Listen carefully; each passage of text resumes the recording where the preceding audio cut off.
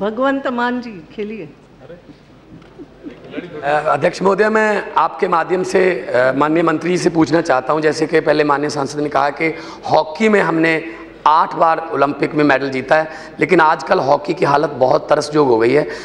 2 associations हैं, एक तो हॉकी इंडिया, एक इंडियन हॉकी फेडरेशन, जो अपने आप को कहते हैं हम मान्यता रखते हैं। तो हॉकी के तैयारी के बारे में 2016 के बारे में कुछ एफर्ट्स किए जा रहे हैं ओलंपिक में जाने के लिए, मैं ये पूछना चाहता हूँ। Respected Madam, yes, एक minute please. our ministry has introduced National Sports Development Fund prize money event. So within a short span of time, we will have event throughout the country. This is mainly to encourage our sports person to give better exposure.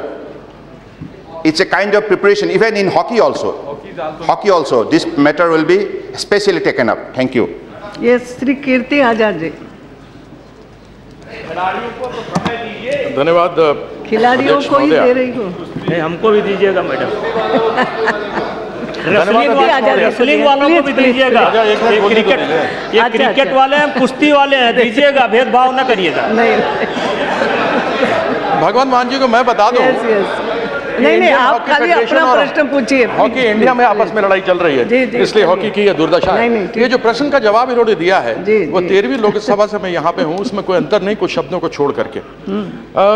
सबसे पहले तो अगर यह खेल को सच में उसकी परंपरा को बढ़ाना चाहते हैं, तो जो स्टेडियम इंटरनेशनल स्तर के बने हुए हैं दिल्ली में और दूसरी जगहों पे, उसमें राजनीतिक और यह जो सोशल कल्चरल कार्यक्रमों के लिए बुकिंग करने के लिए दी जाती है उसको बंद कर दें, तो कम से कम खिलाड़ियों को मौका मिल सके और वहां पर जाकर वो अपना खेल खेल सकें।